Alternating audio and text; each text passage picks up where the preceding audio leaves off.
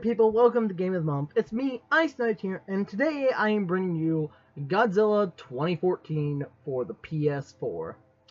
Now then, there may be some questions some of you are answering, such as, hey Ice, why are you doing a game from 2014? Isn't this supposed to be for more recently released games, at least from this year or something?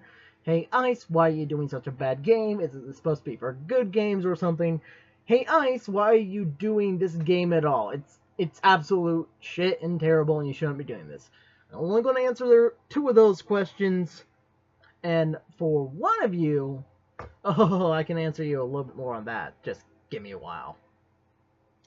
First off, Game of the Month is just mainly a little thing I do where I pick a game, whether it be new or old. Honestly, if I really wanted to, I could pick a game from all the way back in the PS1 era and use it for Game of the Month. And another thing is, this is for both good and bad games. It's just whichever one catches my attention first. Whichever one I say, hey, I think this is interesting, let me decide whether or not I should put my opinion out on this. Yada yada yada, blah blah blah, you get it. Anyway, back on track. Godzilla is, yes, I hate to say it, but the King of Kaiju has a bad game. Surprise. Surprise. Honestly, if anything, I'm more disappointed with this game than anything. I had a lot of hopes for it, but I wasn't, hyped for this game at all. I had a feeling that somehow, in some way, this game had a lot of bad qualities to it, but I also knew it had a lot of good qualities to it. Mainly that is that the game feels really slow to control, and Godzilla is just a pain to maneuver around. In the recording here, if you notice, Godzilla seems to be moving faster than he would in most playthrough stuff that you see, and that's because I literally sped up the amount of time it takes me to go from one spot to another by 50%, and it seems as if that just helps with the speed problem. Now then, the other problem that I have with this is extending combos is hard until you're able to unlock it in evolution mode. And by it, I mean the 180-degree turn. This is really something that you are going to desperately need in order to extend your combos.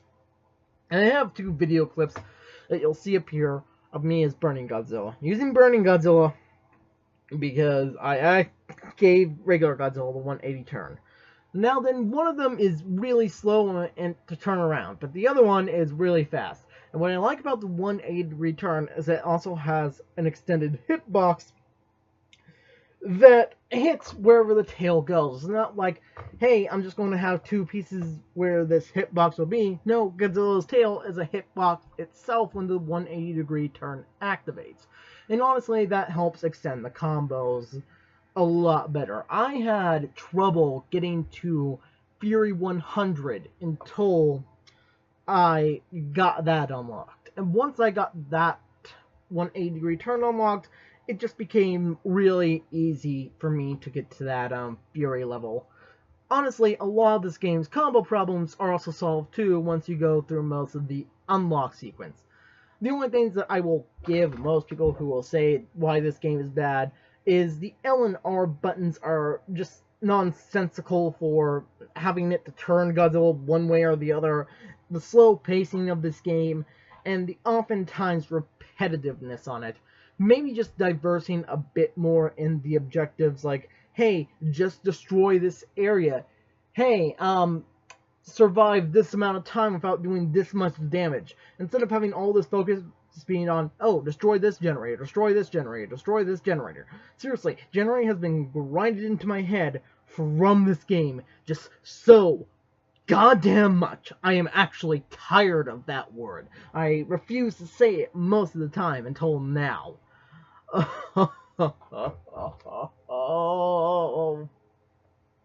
But honestly, once I got those stuff unlocked, it became a lot easier to do just all the extended combos and just made the game a lot more fun in general. It went from being a really terrible experience to me to being a somewhat really maybe mediocre or actually decent experience if you consider the fact that I was just destroying everything around me all the time.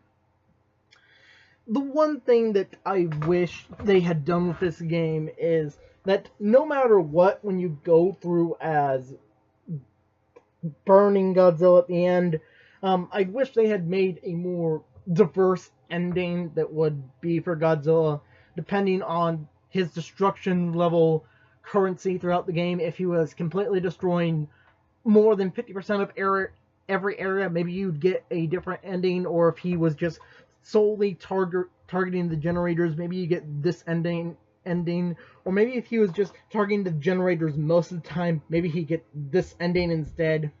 But I feel as if some of the harder levels where you had time generators, I had a feeling they could just have a other ending to it, where if Godzilla was to miss most of the generators that went underground, and you'd have another ending there too. Sort of like Shadow the Hedgehog, but more or less of the whole moral scale spectrum thing of who you're siding with. Instead, having it all based on what you complete and what you don't complete throughout the game. Also, maybe including a bit more of the areas from actual movies, such as more of Tokyo Tower, Monster Island, maybe adding a few other maps to add variety to the area, and definitely buffering up the textures here would not do this game any harm. Matter of fact, it might actually do it a lot more good. But other than that, this game's just mind-numbingly terrible. However, I got this game for about 20 some bucks, so you know what? I'm not going to complain too much about what I got. Honestly, I just mainly do it because I have fun with the game. Another thing that I actually really wanted to see, and I thought was a good idea, was that if you got Godzilla to a certain height by this level or this level, then it would cause certain battles to appear. For instance, if you took the classic 1954 Godzilla in the game, and then got him to a certain height, then at level X, 2 Mothras will appear to reference Godzilla versus Mothra movie. And they had a few other references too. I think one of them was Godzilla versus Space Godzilla, Godzilla versus Destroyer, Godzilla versus Biodante. Those I felt would have been good for memory lane. But honestly, what I said earlier would be more area variety and maybe add a few other things that I'd like to talk about in something else.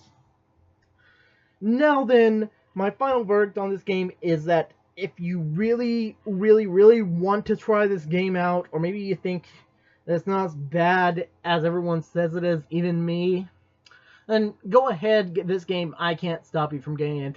But I'm not going to be a complete shitlord about it and say, don't get this game, don't do this, don't do that. Honestly, I've had fun with this game just from some of the derpiness of it.